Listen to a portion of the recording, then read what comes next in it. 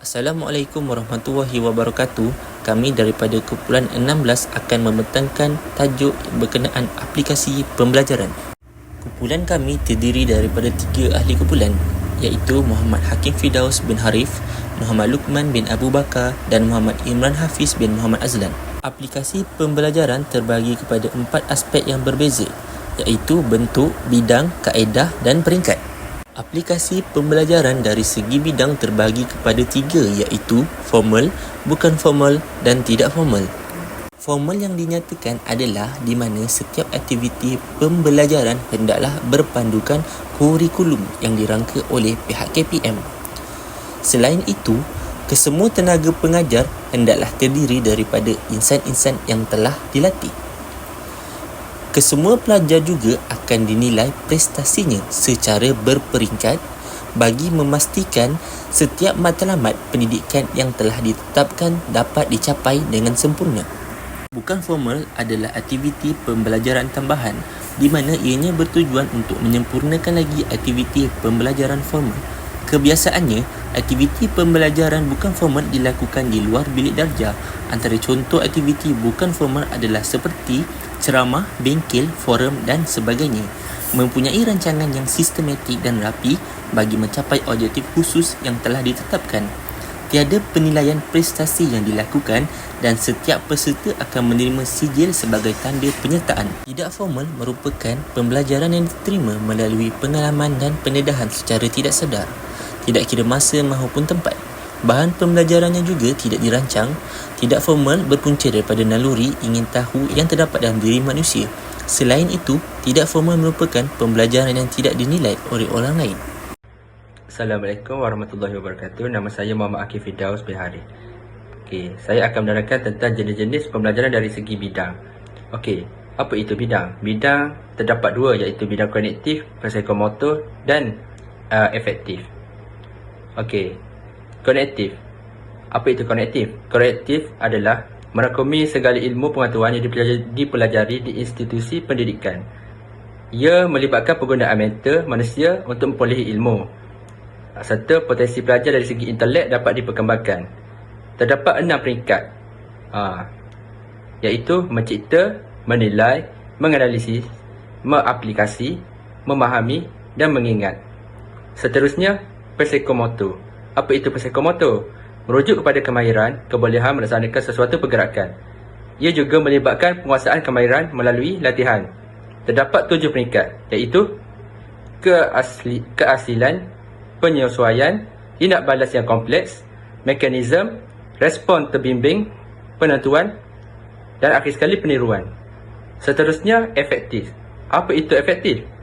Efektif adalah mengutamakan penyerapan sikap, banyak melibatkan penggunaan aspek rohani, emosi dan sosial. Ia juga membolehkan potensi pelajar dari segi rohani dapat diperkembangkan. Terdapat 5 peringkat. Peringkat yang pertama ialah perwatakan, organisasi, menghargai, merespon dan akhir sekali menerima.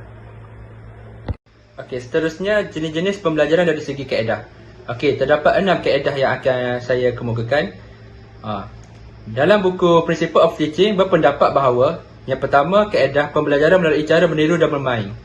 Yang kedua, pembelajaran melalui cara pragmatis. Yang ketiga, pembelajaran melalui cara akademik. Yang keempat, pembelajaran melalui cara pengalaman. Yang kelima, pembelajaran melalui cara perhubungan. Dan yang akhir sekali, pembelajaran melalui cara praktis. Keenam-keenam ini berpendapat dalam buku Principle of Teaching. Cara-cara ini adalah kaedah dari segi kaedah. Sekian, terima kasih kepada saya. Assalamualaikum. Seterusnya saya akan teruskan dengan jenis-jenis pembelajaran dari segi peringkat.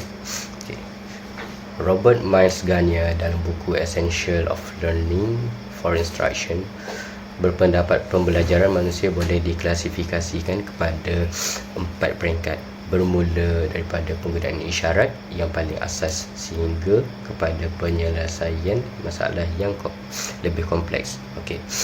Yang pertama, fakta. Pembelajaran stimulus tindak balas atau rangsangan gerak balas.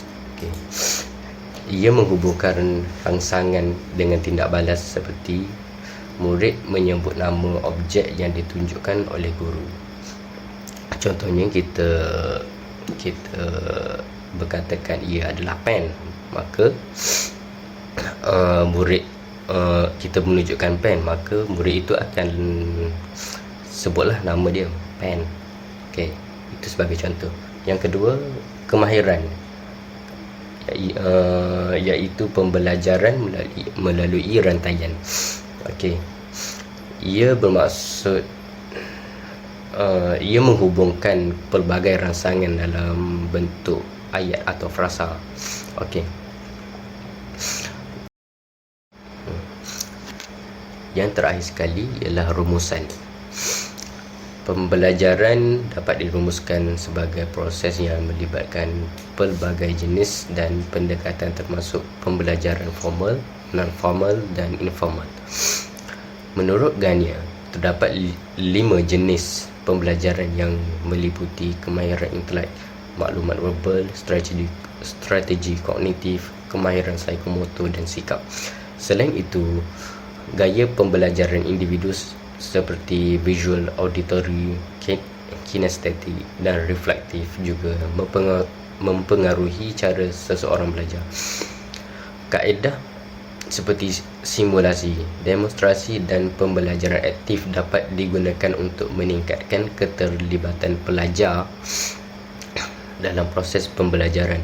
Dengan memahami berbagai elemen ini, pendidik dapat merancang pengalaman pengajaran dan pembelajaran yang lebih efektif dan sesuai dengan keperluan pelajar. Terima kasih.